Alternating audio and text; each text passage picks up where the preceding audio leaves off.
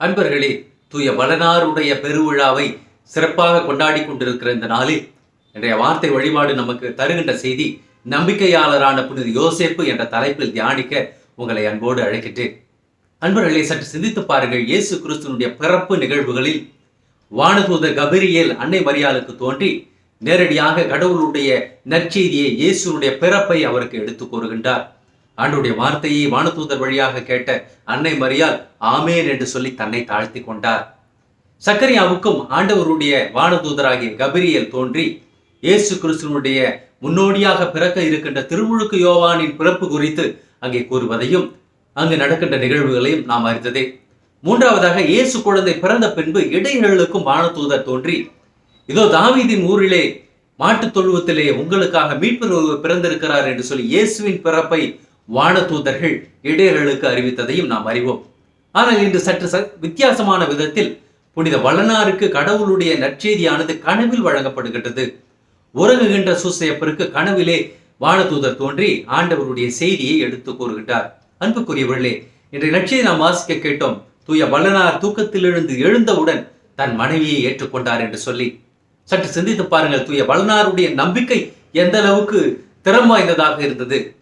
கடவுளால் முடியாதது அல்ல. வானதூதரை நேரடியாக அனுப்பி தூய வளனாருக்கு பிறப்பின் நற்செய்தியை, இயேசு கிறிஸ்துவனுடைய பிறப்பை குறித்து கூறியிருந்திருக்கலாம். ஆனால் தூய வளனாருடைய நம்பிக்கையை, அதனுடைய ஆழத்தை நாம் அறிந்து கொள்ள வேண்டும் என்பதற்காகவே கடவுள் இப்படியாக செய்கின்றார்.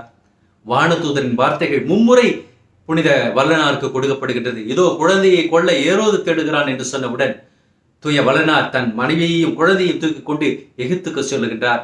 மீண்டுமாக எகிப்தில் இருக்கும் பொழுது அங்கே வளனாருக்கு திரும்பவும் மீண்டுமாக வானதூதர் கூறுகின்றார், இதோ குழந்தையை கொள்ள தேடி ஏரோது இறந்து விட்டான், இப்பொழுது குழந்தையும் அதன் தாயையும் அழைத்து கொண்டு நாசிரியத்துக்கு செல் என்று சொல்லி உடனடியாக கடவுளின் வார்த்தைக்கு கீழ்ப்படி ஒரு நொடி பொழுதாய் தாமதிக்காமல் கீழ்ப்படிவதை நாம் பார்க்கின்றோம். அன்புக்குரியவர்களே, தூய வளனாரிடம் இருக்கக்கூடிய நம்பிக்கை நம்மிடம் இருக்கின்றதா என்று சொல்லி நாம் சிந்தித்து பார்க்க வேண்டும்.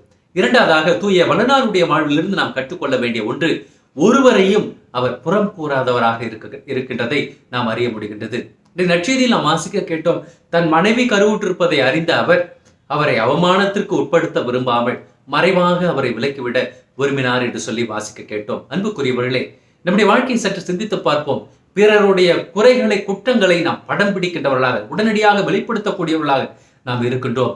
அவர்களை தீர்ப்பிடக்கூடியவர்களாக இருக்கின்றோம். தூய வளனார் அவரது வாழ்வின் வழியாக நமக்கு வெளிப்படுத்த விரும்புவது, பிறரை குற்றவாளிகள் என்று தீர்ப்பிடும் தகுதி எனக்கு இருப்பினும் நான் அவர்களின் மீது தீர்ப்பு அளிக்காதவனாக இருக்கின்றேன் என்று அவர் எம்பித்து காட்டுகின்றார்.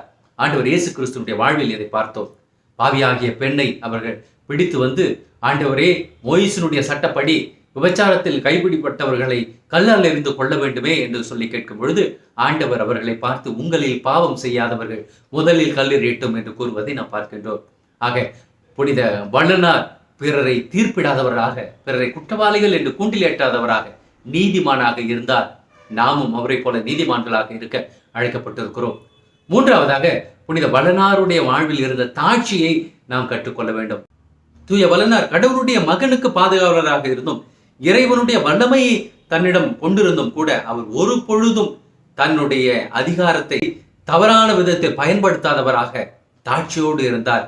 12 வயதில் காணாமல் போன இயேசுவினுடைய அந்த நிகழ்வில் நாம் பார்க்கின்றோம். அன்னை மரியாள் முதலடியாக சென்று, உன் தந்தையும் நானும் உன்னை தேடிக் கொண்டிருந்தோம் என்று கேட்கின்றார்கள்.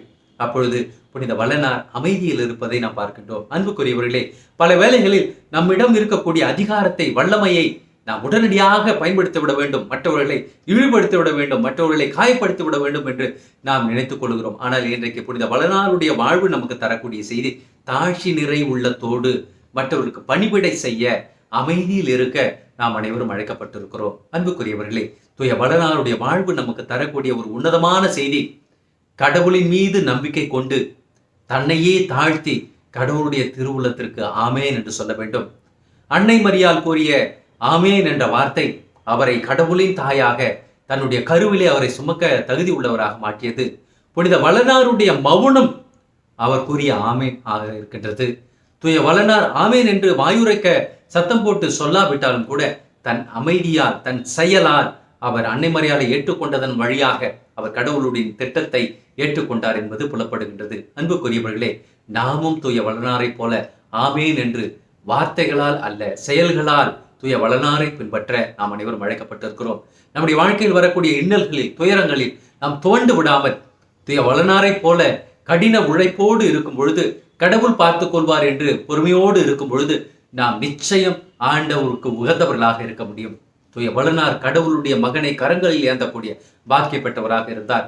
இன்றைக்கு நீங்களும் நானும் திருப்பலியில் நற்கருணையை கரங்களில் பெறுகின்றோம். அதே இயேசுவை நம்முடைய கரங்களில் பெற்று உள்ளத்திற்குள்ளாக அவரை ஏற்றுக்கொள்ள தயாராக இருக்கிறோம் என்று சொன்னார். நம்முடைய வாழ்க்கையில் தூய வளனாரிடம் இருந்த அந்த தாழ்ச்சி, பொறுமை, கீழ்ப்படிதல், தன்னடக்கம் நம்மிடத்திலும் இருக்க வேண்டும். கடின உழைப்பு நம்மிடத்தில் இருக்க வேண்டும். அப்பொழுது நாமும் தூய வளனாரை போல கடவுளுக்கு உகந்தவராக, கடவுளுடைய திட்டத்தை இந்த மண்ணுலகில் நிறைவேற்றக்கூடியவர்களாக, தூய்மை மிக்கவர்களாக, மாசற்ற லீலி மலராக இருப்போம் என்பதில் ஐயமில்லை.